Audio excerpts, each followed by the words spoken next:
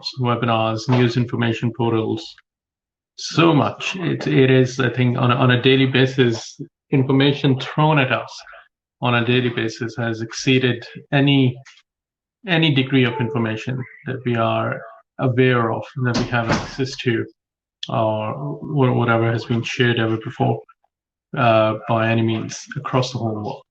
So it is interesting in that element that whatever the situation of coronavirus was initially, I think it has turned into a major degree of a kind of a realization on so many different scales across the whole world on how the behavior of the masses came about, what was the situation of the government policies.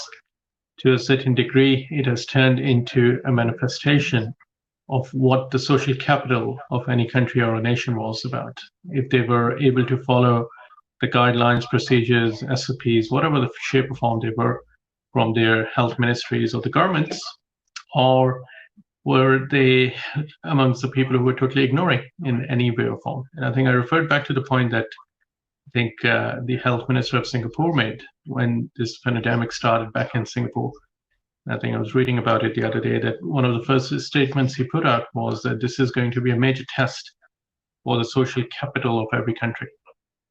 And it is going to be a test of every government and the wider systems that the government has put in place, the educational systems, the systems of any form of dialogue between the societies and the buildup of any social structure and coherence within the society, to really understand in detail of how and what the people will behave when this pandemic is going to become a common issue across the whole world. And I think there are examples of the way the different governments adopted different methodologies in tackling with the pandemic. We have the very herd immunity type concept coming in from Sweden, to very strict lockdowns from New Zealand, all the way down to a very different approach by the countries like Brazil and all others in that domain. So it is interesting to see what the scale. Walaikum salam, Rizwan Khan Sahab, he's online. Mashallah, good to hear from you and good to see that you're online. Idris Sahab is online as well. Assalamu alaikum, Idris Sahab. Hope you're doing well. So again, it is a common sight all across the world that the governments, the leaders, they decided in a different mechanism on how they are going to tackle with the situation of coronavirus, the pandemic that came across, the methodologies of social distancing, the methodologies of controlling any society. It has now really turned into a major global economic impact to a certain degree as well. And it is in a way, if you imagine it and compare it to any other, say, the economic disasters or the economic depressions that we've seen previously, it's nothing compared to that in any way or form. If you imagine that a country like United Kingdom now has about 300,000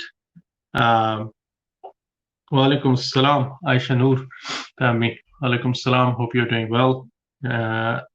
So I think it's again, it is highly interesting on how different countries are building up. And I was mentioning about the issue in UK at the moment. Yesterday, I think it was announced that the UK is now in a debt of more than the combined GDP of the country, about £300 billion in debt that the government has issued in the last few months. So it is going to be a major impact on how the society reforms itself, reshapes itself, and comes out from the disruption of coronavirus in a different form than we know it as of it today. So we'll see, and we have to map out on what the future holds on a wider scale. I think few of the global trends and themes that are obviously emerging is this greater concept of a different behavior that the governments have adopted in the wider sense of it. As many of you might have seen, what Trump, for example, did in US was completely different to like Jacinda Ardern doing in New Zealand, or the way Germany tackled its coronavirus situation compared to what France and Italy did, for example. So it is going to be interesting on how the future shapes up, and we'll know for sure only in the coming months to really understand what the wider impact might be. I think on the other hand, some of the major things that are really developing is obviously this huge discussion about the inequality and injustice faced by many of the minorities, the Black communities, and to a certain degree, all the other minorities from immigrants' perspectives or wider sense within the Western societies. It is a hot topic nowadays. I think everywhere you go out, there is obviously a discussion about injustice to the Black community. There are products going out in US, in Europe. There are statues being removed of all the people who are linked to slavery in some way or form. Even in UK places like the Parliament Square, where you have the statues of Churchill and Gandhi, they have been defaced. Many of you might have seen people coming in and just painting graffiti all across. So it is going to be. Walaikum salam, Talat Amin Saab is online as well. Good to see you. You're online. So again, I think there are so many different factors that are in play at the moment, and they are what really are going to be the ones that are going to define the future of what we are going to see as the social structure in the global world, the economic structures, the kind of health infrastructure that exists at the moment, and what kind of development we might find in the future as well. I think yesterday, as I mentioned before yesterday as well, Matt Hancock, who's the health minister in UK, he recently announced that the vaccine that has been developed by University of Oxford has now entered clinical trials. So far, it's been really successful.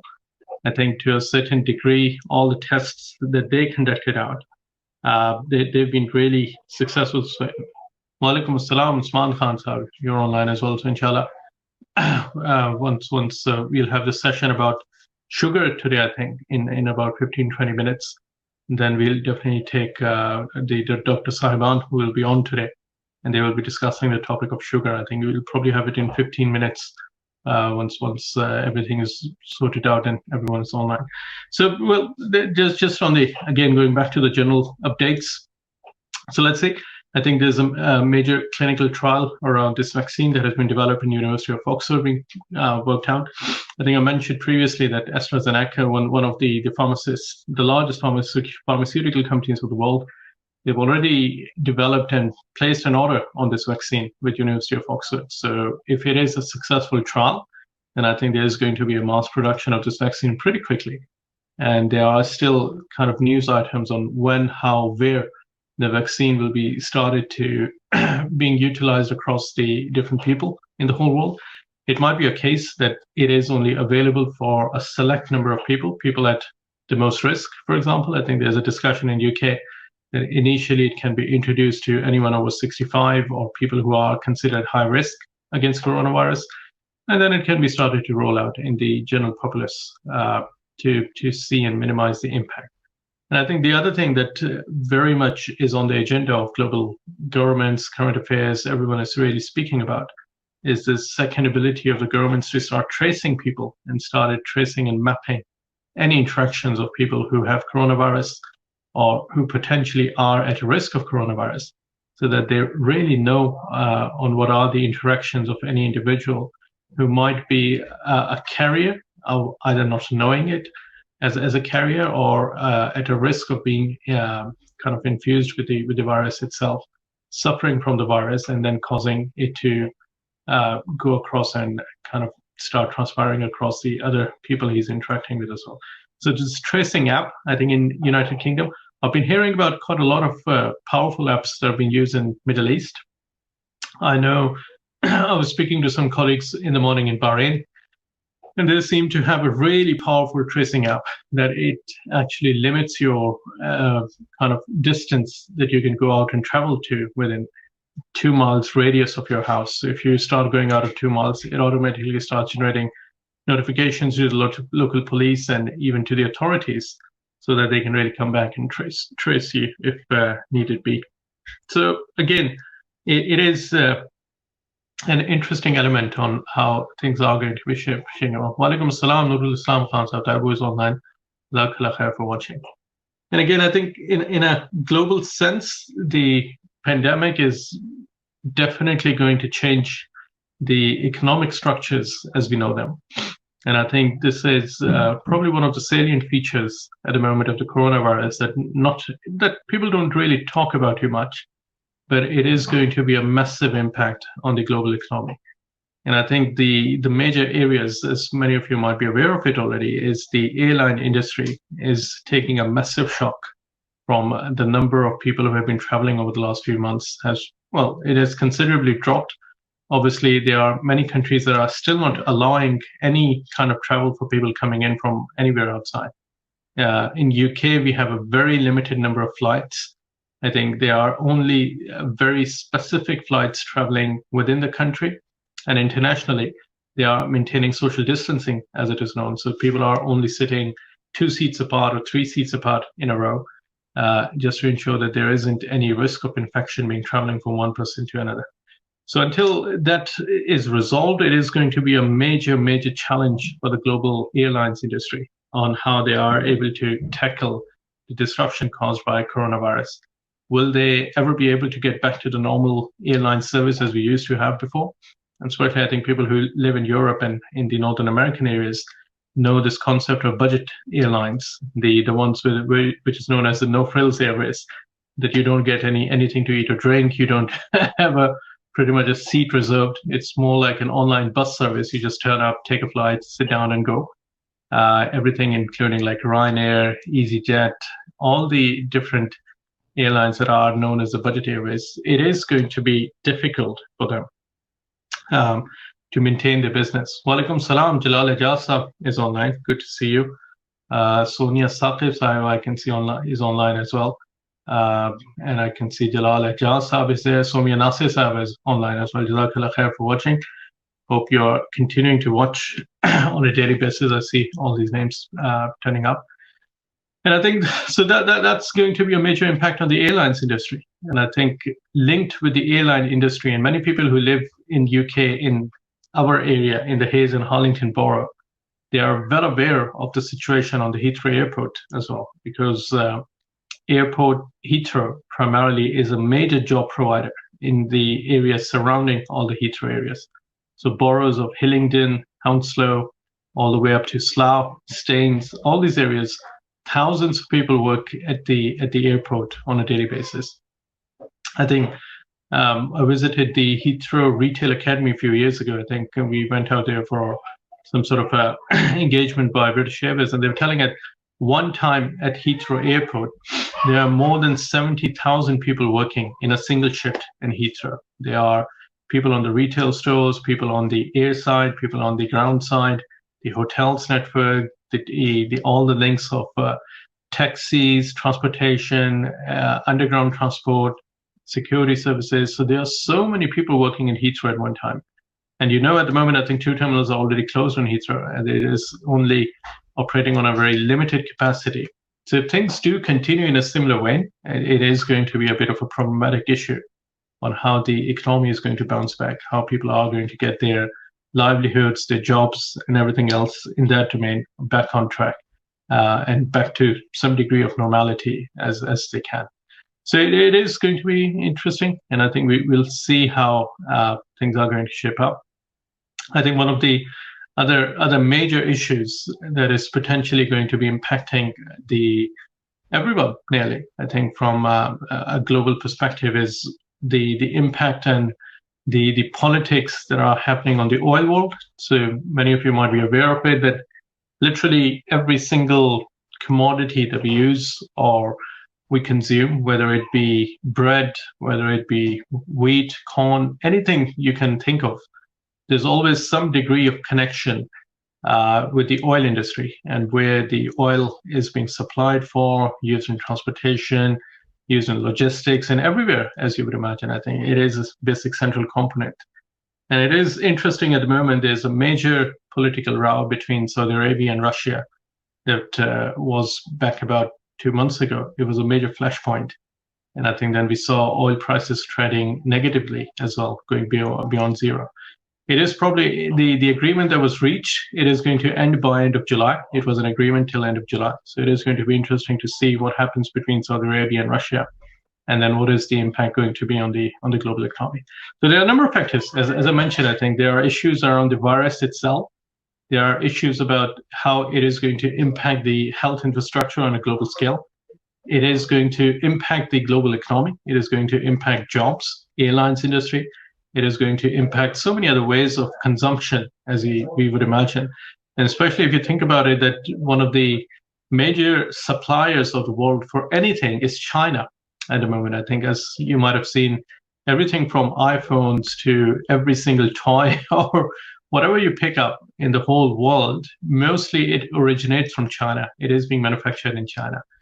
I think China seems to be picking up another round of coronaviruses now. So there's a new spike in cases that was picked up in Beijing recently, and you might have seen that there was an announcement that all the schools in Beijing were closed out. So if that happens and China goes into another lockdown, then probably we will see a lot more extended period of impact on a global scale, which is going to be problematic for anyone and everyone who's connected to the global industry. So let's hope that coronavirus takes a bit of a downturn across the world. Things return to normality to a certain degree. I think there's some announcements I've seen few announcements floating around for Hajj for this year as well. It is going to be interesting. I haven't seen any official announcement as yet. The official announcements by Saudi is obviously, there's a website of mofa.co.sa on the Saudi Arabian side where you can go in. On the Ministry of Foreign Affairs, they normally put out all the official announcements on the website fairly quickly. So if there is going to be a major announcement about Hajj for this year, I think we will probably see on the Ministry of Foreign Affairs website fairly quickly. And then we'll know what is happening about Hajj. So far, the news is that they are probably going to have it in a limited capacity. I was reading some information that was shared by Reuters and AFP earlier today, and there seems to be some announcement noise that they are only going to allow local people to perform Hajj this year. And probably they won't have any travelers from outside the country coming into Saudi Arabia to do Hajj. So it is going to be interesting and see how they are able to map it out under the circumstances. But again, I think until, as I mentioned, any successful vaccine, whether it is the University of Oxford vaccine, there's another vaccine being developed in South Korea at the moment. There's another major vaccine thread that is being developed by MIT.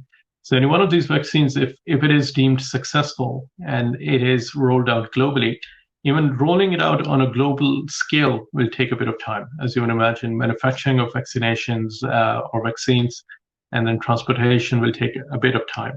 So it is going to be a bit delayed before we see this all back into action. So we'll see. And inshallah, we hope that things can continue for the better, things improve globally, and we see less and less effects of this lockdown as we currently have. We have, I think, Nizam Bhai with us as well, who inshallah is going to be sharing the tafsir sessions as he does on a day.